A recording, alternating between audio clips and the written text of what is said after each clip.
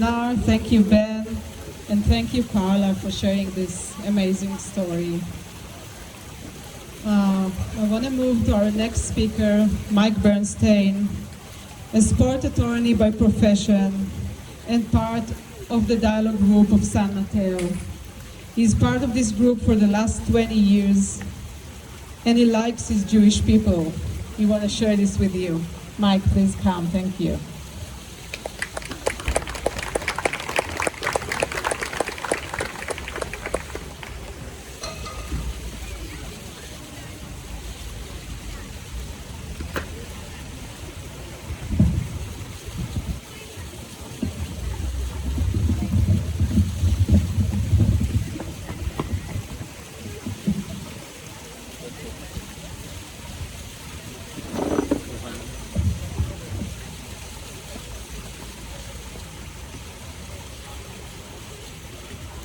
This coming Wednesday will mark the 60th anniversary to the day of Catherine Genovese's murder. For those of you who don't know her, many of you are too young or weren't living in this country when this happened, I would like to ask you to let me tell you the story. Catherine Genovese was a 28-year-old lovely woman walking home from her new job in New York City. Her walk was abruptly interrupted by a harsh voice. "Hey lady, you got the time?" "Why, I believe it's about..." Those were the last words Catherine Genovese ever said. Because in a few moments, the man pulled out a knife and began stabbing her repeatedly. In the windows, along the walls, rising above the alley, lights went on. Heads peered out as if it was a Netflix show on television. And people did nothing.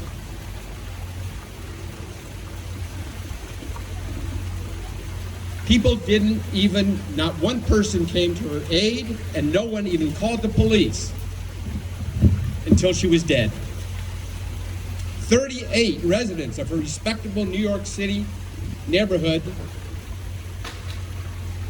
admitted later to having witnessed at least a part of the attack. 38 innocent people, 38 witnesses did nothing. I am not here today to talk about the heinous murder. I am here to talk about those people that did nothing. Not the crime of murder, but the crime of complacency.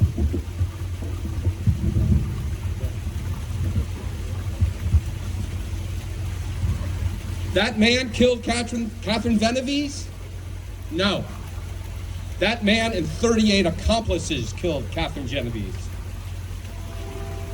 And now, you might be wondering, why am I bringing up this story?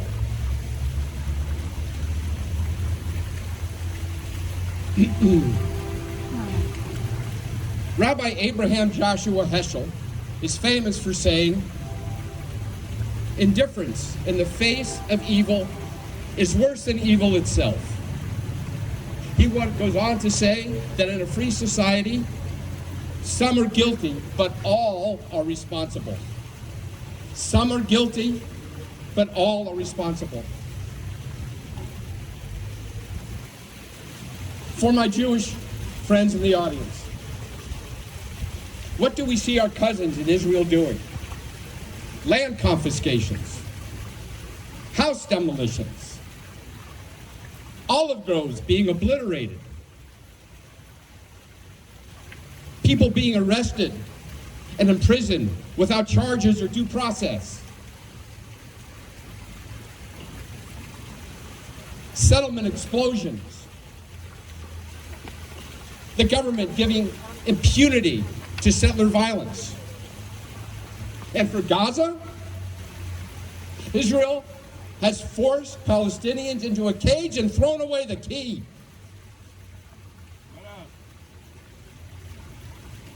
And this before the invasion. 30,000 people we are witnessing have been killed, mostly innocent women and children.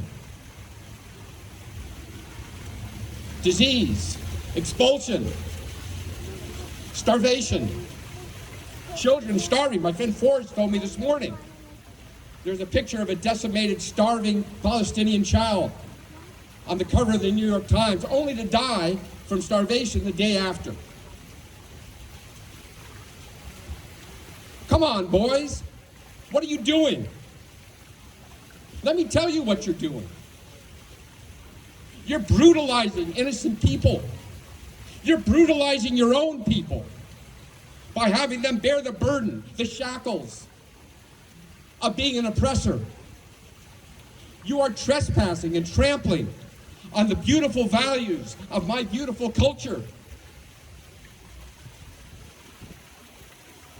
How can it be possible that a people that have suffered indescribable persecution and abuse for thousands of years, from the expulsion from Spain to the pogroms of Kishinev, to the horrors of the Holocaust, the ovens of Sobibor and Auschwitz, how can we possibly visit this kind of butchering on another people?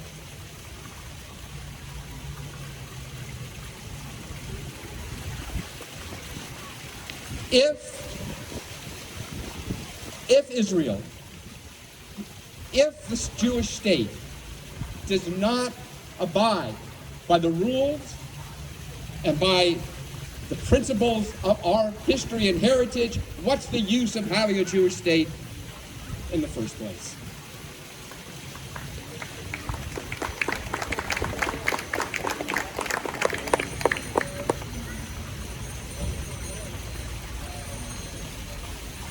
Here's the courthouse. I see the jury is being seated. Not the jury for the murder, but the jury for us, to render a verdict on whether we are being complacent or are we doing the humane thing. In this jury, I see people from around the world being seated. They are watching. I see our children in the jury. They are watching.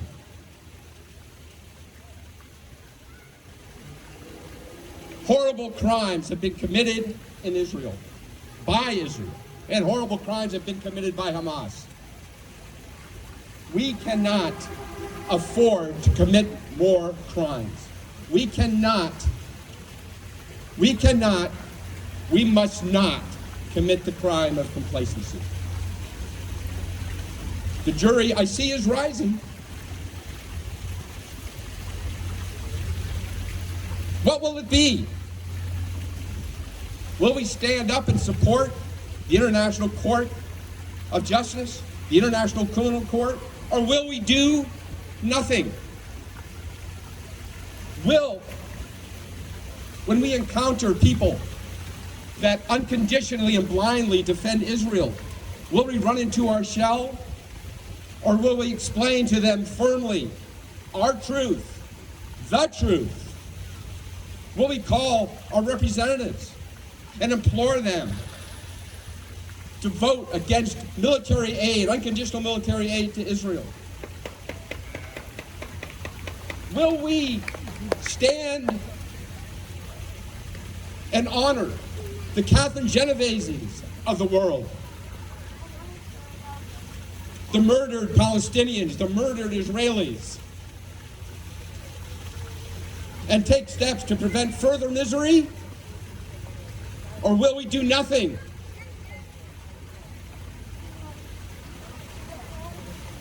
And will we cry from the mountaintop, Israel, what you're doing is wrong. You are shattering our Jewish principles and values.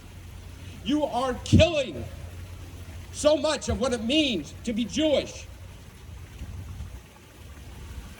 Or will we do nothing?